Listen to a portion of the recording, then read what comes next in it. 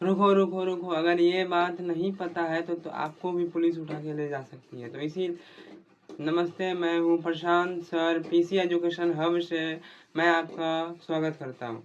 तो आज हम लोग पढ़ने वाले हैं संविधान के मूल अधिकार के बारे में।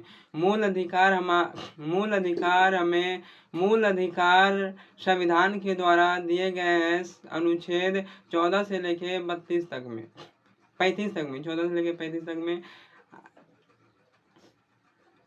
अगर आप मूल अधिकार संविधान के बारे में नहीं जानते हैं तो ये वीडियो आपके लिए। तो सबसे पहले देखेंगे मूल अधिकार किसे। सबसे पहले आप लोग जानिए कि संविधान किसे कहते हैं। तो संविधान किसी देश को चलाने के लिए एक कानून की जरूरत होती है। उस कानून को संविधान कहा जाता है। संविधान दो प्रकार के होते हैं, मौखिक संविधान, लिखित संविधान। लिखित संविधान जैसे हमारे भारत के जो लिख कर संविधान बनाए जाते हैं वो लिखित संविधान, और मौखिक संविधान मतलब जो बोलकर संविधान तैयार किया जाता है उसे मौखिक संविधान, जैसे ब्रिटेन का। तो संविधान में ही हम भारत के नागरिक को जीने के लिए कुछ अधिकार दिए गए हैं जिन्हें मौलिक अधिकार कहते हैं। मौलिक अधिकार जानना बहुत जरूरी है, नहीं तो आपके साथ गलत होगा तो फिर भी आपका पता नहीं चलेगा। सबसे पहले मूल अधिकार है, उसी को बोला जाता है इंग्लिश में फंडामेंटल राइट्स। उसी को क्या बोला जाता है? तो फंडामेंटल राइट्स। संविधान में ही मूल अधिकार का चर्चा है। संविधान में ही मूल अधिकार का चर्चा है जिसे फंडामेंटल राइट्स भी कहा जाता है। तो सबसे पहले परिभाषा। भारत के संविधान में हर नागरिक को 6 मूल अधिकार दिए गए। भारत के संविधान में हर नागरिक को 6 मूल अधिकार दिए गए। कितने? तो 6। पहले थे 7, पर एक मूल अधिकार को 1970 में मोरारजी देसाई ने संपत्ति का मूल अधिकार था उसको हटा करके वह कानूनी अधिकार बना दिया गया। तो अब कितना बचे? तो 6 मूल अधिकार बचे। कौन कौन सा? इसका और देख लीजिए। इन्हें कोई भी सरकार, पुलिस या स्कूल नहीं छीन सकता। यह अधिकार हमारा कवच है।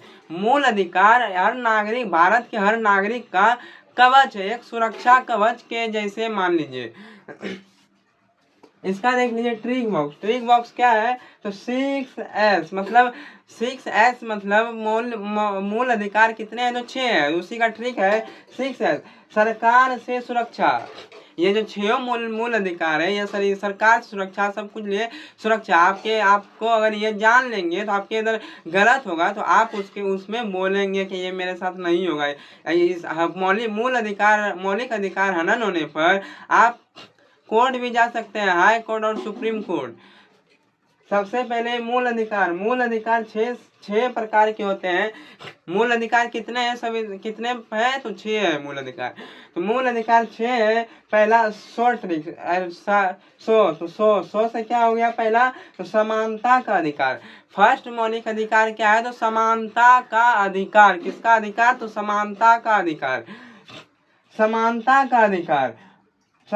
का अधिकार अनुच्छेद 14 से लेके 18 तक है।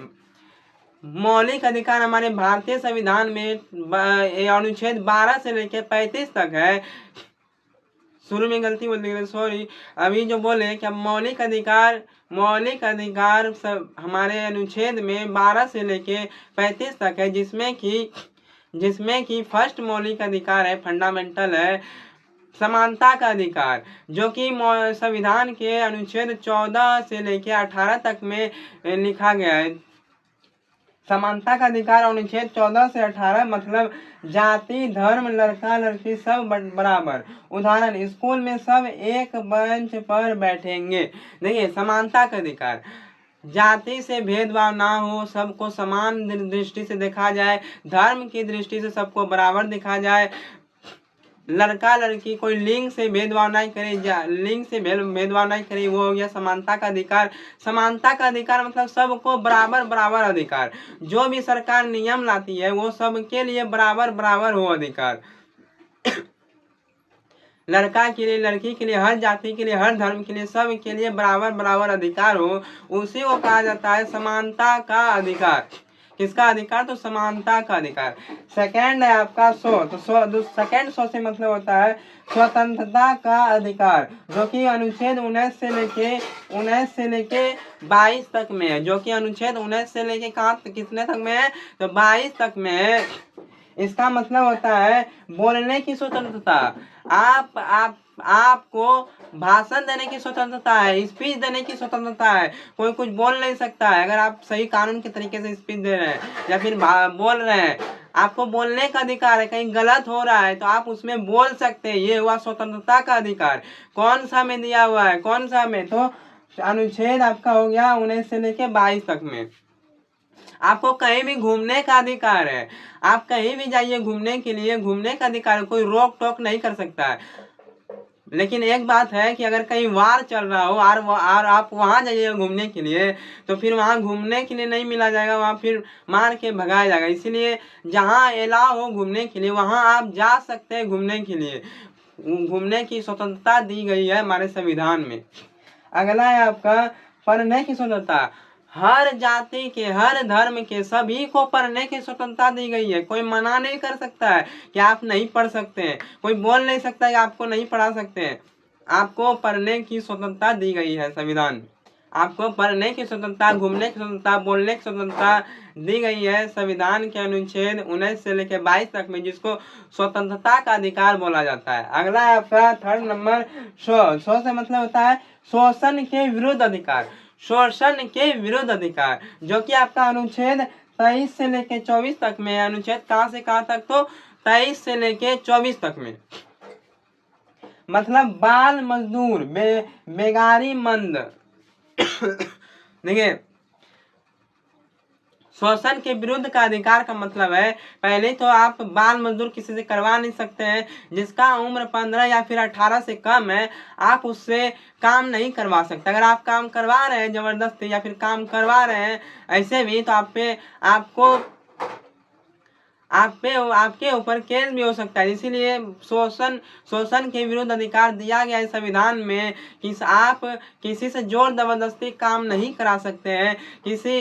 किसी से आप बाल मजदूरी नहीं करवा सकते हैं, किसी को जबरदस्ती कुछ नहीं करवा सकते हैं, किसी को आप जबरदस्ती काम नहीं करवा सकते हैं। वे हुआ शोषण के विरुद्ध अधिकार। अगर किसी को आप जबरदस्ती काम करवा रहे हैं तो अगर वो आपको अनुच्छेद 19 से लेके 22 तक, 23 से लेके 24 तक अनुच्छेद जानता है तो वो आपके ऊपर केस भी कर सकता है। तो ये हो गया आपका शोषण के विरुद्ध अधिकार, मतलब बाल मजदूरी और बेगारी बंद। फिर आपका फोर्थ नंबर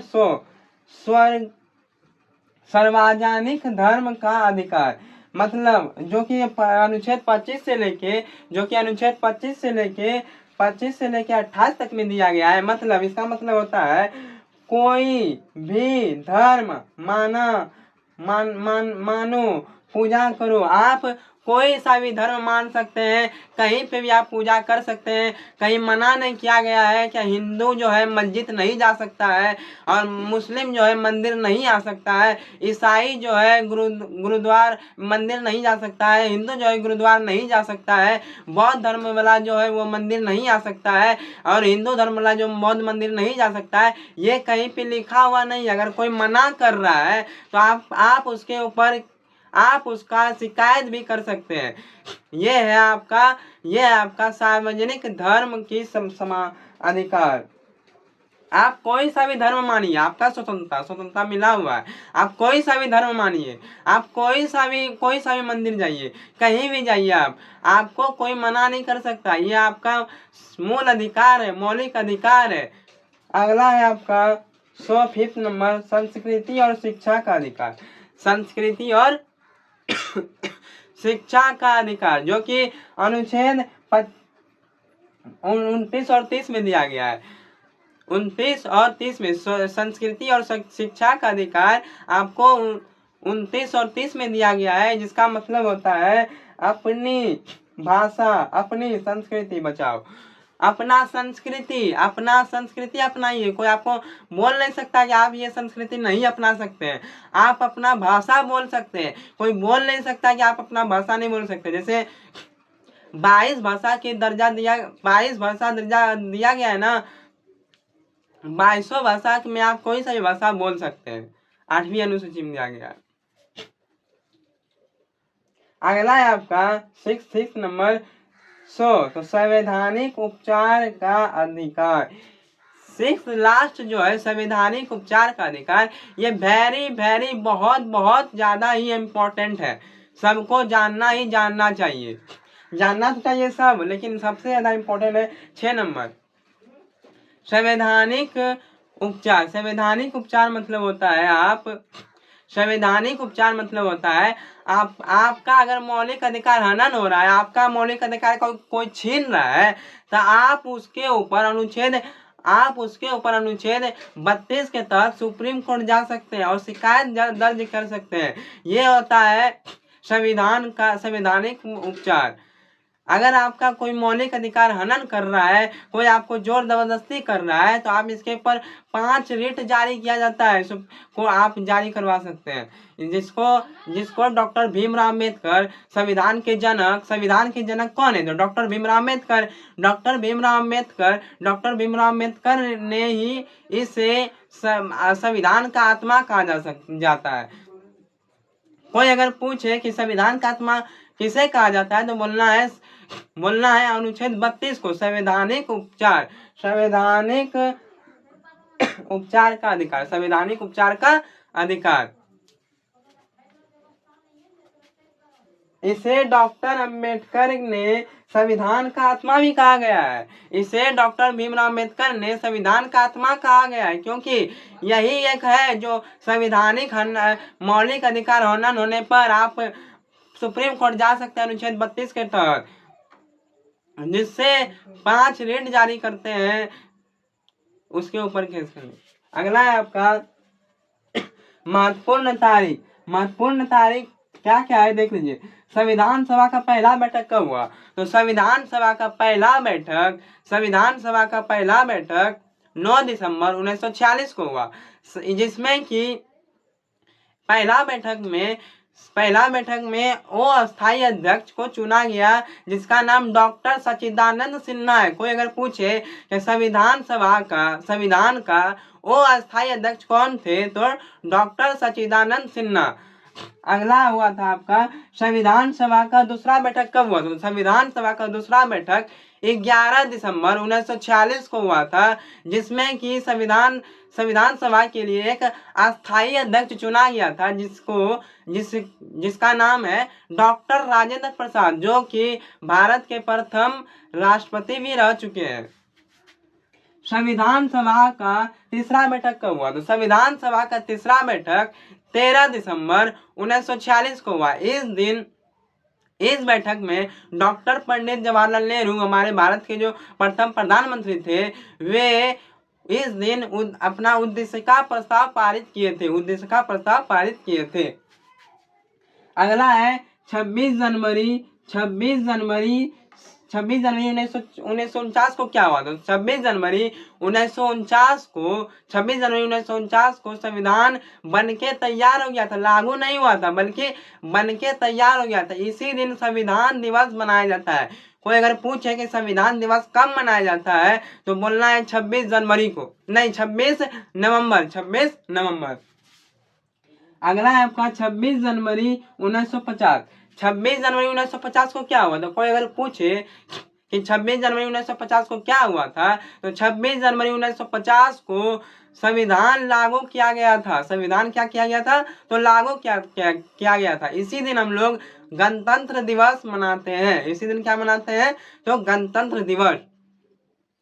और संविधान बनने में कितना दिन लगा था? तो 2 साल 18 महीना 11 दिन, 2 साल 11 महीना 18 दिन लगा था संविधान बनने में। और इसमें पैसा कितना खर्च हुआ था संविधान बनने में?